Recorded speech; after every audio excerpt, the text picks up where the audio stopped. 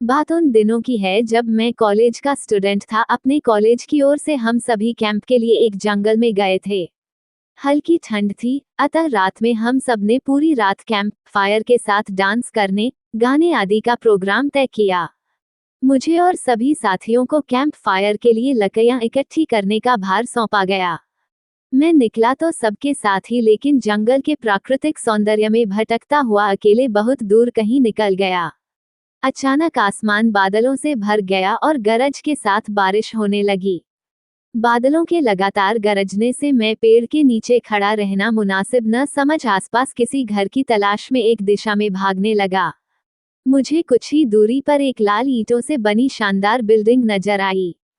Building रोशनी से पूरी नहाई हुई थी और उसमें ढेर सारे लोग हैं, ऐसा दूर से ही लग रहा था। मैं तेजी से भागते हुए उस बिल्डिंग में जा घुसा और सामने से आती हुई एक खूबसूरत नस से टकराते टकराते बचा। नस ने मुझे घूर कर देखते हुए कहा, बहुत अधिक भीग गए हो, सर्दी लग जाएगी। उधर बाईं ओर एक स्टोर रूम है, वहां जाकर जो भी मिले उससे कहना सिस्टर जूलिया ने दूसरे सूखे और साफ कपड़े मुझे देने को कहा है, वो तुम्हें कपड़े दे देगा। मैं हक्का बक्का मुंह फाड़े सिस्टर जूलिया को देखता रहा। मुझे एकदम से यह समझ नहीं आया कि मैं क्या करूं। मेरी स्थिति देखकर सिस्टर जूलिया खिलखिलाकर हंस पड़ी और बोली, पहले तो तुम अपना मुंह बंद करो वरना मुंह में मच्छर घुस जाएंगे, और अब जाकर वैसा ही करो जैसा मैंने कहा है। मैं हल्के से हाँ में सर हिला सिस्टर की बताई दिशा में जाने को मुड़ गया।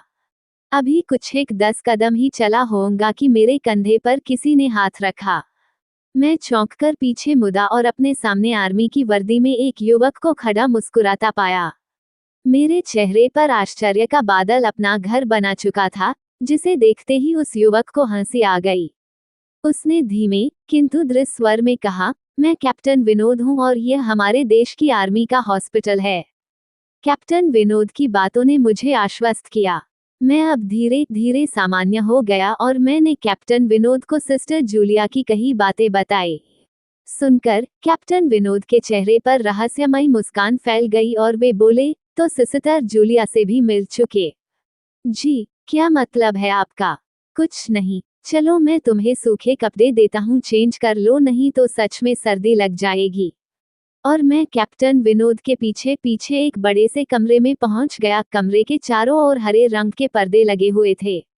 एक बड़ा सा बेड पड़ा हुआ था और उसके सामने एक सोफा था। बीच में एक टेबल था जिस पर 2 गिलास, एक बड़ी बोतल ब्रांडी की और 1 या 2 पत्रिकाएं पड़ी हुई थीं। कमरे के एक कोने में एक बड़ी सी अलमारी थी, जिसमें से कैप्टन विनोद ने एक आसमानी रंग का कुर्ता पायजामा निकालकर मुझे दिया और कमरे से लगे बाथरूम की ओर इशारा किया। मैं बाथरूम से कपड़े चेंज कर जैसे ही निकलने लगा, मेरी नज़र बाथरूम की एक दीवार पर पड़ी। वो खून के छींटों से भारी हुई थी। ये देखकर मैं घबरा गया और जल्दी से बाहर निकलने को मुड़ा कि बाथरूम में लगे आईने में खुद को ही देखकर चौंक गया। आईने में मेरा पूरा शरीर तो नजर आ रहा था, लेकिन मेरे शरीर पर से मेरा सर गायब था। अब मुझे डर लगने लगा और मैं हड़बड़ाकर बाथरूम से निकल गया। मुझे इस तरह बाहर निकलते देख कैप्टन विनोद ने हंसकर पूछा, क्या हुआ? अरे हाँ, तुमने तो अब तक मुझे अपना नाम ही नहीं बताया। कहाँ जाओगे? बाहर बहुत तेज बारिश हो रही है, लेकिन तुम जाना क्यों चाहने लगे अचानक, यह मैं समझ नहीं पा रहा हूँ। कैप्टन विनोद, आपकी बाथरूम की एक दीवार पूरी खून के छींटों से भरी हुई है, और आपके बाथरूम में लगा आईना भी कुछ अजीब सा है। उसमें मुझे मेरा पूरा शरीर तो दिखाई दिया, लेकिन मेरा सर ही गायब था। मैं अब बिल्कुल भी नहीं रुकूंगा यहाँ। बारिश में ही भीगता हुआ अपने कैंप तक जाऊंगा। कहते हुए मैं कमरे से बाहर जाने वाले दरवाजे की ओर बढ़ा।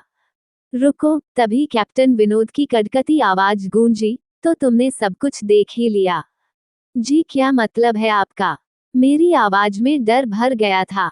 मतलब चाहे जो हो, तुम तब तक यहाँ से नहीं जा सकते जब तक मैं तुम्हें कुछ बता न दूं। क्या बताना चाहते हैं आप? जो आज तक कोई न जान सका। जो आज तक कोई न जान सका वह मैं जानकर क्या करूंगा? प्लीज अब मुझे जाने दे, मैं डर से रुआंसा हो गया। नहीं, बिल्कुल भी नहीं, और तुम्हें मुझसे डरने की भी कोई जरूरत नहीं। सैनिक सबकी रक्षा के लिए होते हैं, मैं भी तुम्हारी सुरक्षा ही कर रहा हूँ। कैप्टन विनोद के स्वर में कोमलता थी। आओ मेरे साथ इस सोफे पर बैठ जाओ। मैं तुम्हें एक कहानी सुनाता हूँ। कहानी खत्म होते ही मैं तुम्हें तुम्हारे कैंप तक जीप से छोड़ाऊंगा। वैसे भी तुम अपने साथियों से काफी आगे निकल आए हो, वहां तक तुम अब चलते हुए शायद पहुंच ना पाओ। कैप्टन विनोद के स्वर में जाने कैसी आश्वस्ति थी। मैं जाकर उनके बगल में बैठ गया। कैप्टन विनोद ने कहना शुरू किया, दुश्मनों ने धोखे से हमारे अस्पताल को अपना निशाना बनाया। दुश्मन देश के 2 सैनिक हमारे सैनिक के वेश में एक हमारे ही घायल सैनिक को लेकर आए। वह घायल था और हमारे देश की सेना ने उसे बहुत ढूंढा लेकिन नहीं मिला था। शायद साजिश के तहत उसे घायल होते ही घुसपैठियों ने कहीं छुपा दिया था। अचानक अपने खोए सैनिक को अपने हॉस्पिटल में पा सभी खुश हो गए और बिना अधिक पड़ताल किए हॉस्पिटल के गेस्ट रूम में घायल को लेकर आने वाले छद्मवेशधारियों को ठहरने की इजाजत दे दी गई। अभी उस सैनिक का इलाज चल ही रहा था कि जोरों का ब्लास्ट हुआ और पूरा हॉस्पिटल एक पल में खंडहर में तब्दील हो गया। लेकिन हॉस्पिटल तो अपनी शानदार स्थिति में खड़ा है। मेरी बातों को अनसुना कर कैप्टन विनोद ने अपनी बात जारी रखी। कोई नहीं बचा उस ब्लास्ट में। दीवार पर पड़े खून के छींटे भी उसी ब्लास्ट में मारे गए हॉस्पिटल के कर्मचारियों के हैं। हाँ, पर यह हॉस्पिटल तो मुझे खंडहर नहीं दिखता। जवाब में कैप्टन विनोद के चेहरे पर रहस्य भरी मुस्कान फैल गई और उनका चेहरा अजीब से भावों से भर गया। मैं उनके चेहरे को देखकर अंदर से दहल गया। फिर भी मैंने हिम्मत कर पूछा, आप उस ब्लास्ट में बाग कैसे गए?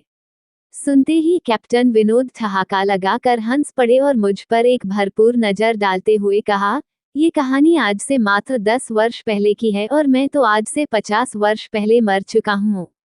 इसके आगे उन्होंने क्या कहा मुझे कुछ नहीं मालूम। चेहरे पर गीलेपन का एहसास जब काफी हुआ तो मैं जैसे नींद से जागा। मुझे घेरे हुए मेरे सभी सहपाठी और टीचर खड़े थे।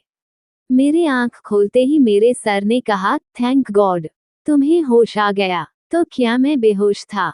हाँ, तुम जंगल में जाने कहाँ भटक गए थे। जब सभी लौट आए और तुम नहीं आए तो हम सभी मिलकर तुम्हें ढूंढने निकले।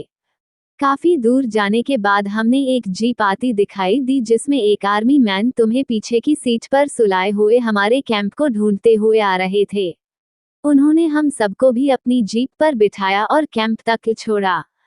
हमने उन्हें काफी रोकने की कोशिश की लेकिन वे ही कहते हुए चले गए, अभी नहीं रुक सकता, एक जरूरी काम है। जब हमने तुम्हारे बेहोश जाने और उन तक तुम्हारे पहुंचने के बारे में पूछा तो बोले, सोमेश ही बताएगा और जो भी बताएगा वह सब अक्षरश सच होगा। सबकी उत्सुक निगाहें अपनी ओर लगी देख मैंने धीमे स्वर में पूछा, जोड़ क्या उनका नाम कैप्टन विनोद था? सर ने हाँ में सर हिलाया। मैंने सबको उधर चलने को कहा जिधर से सबने जीप आती देखी थी।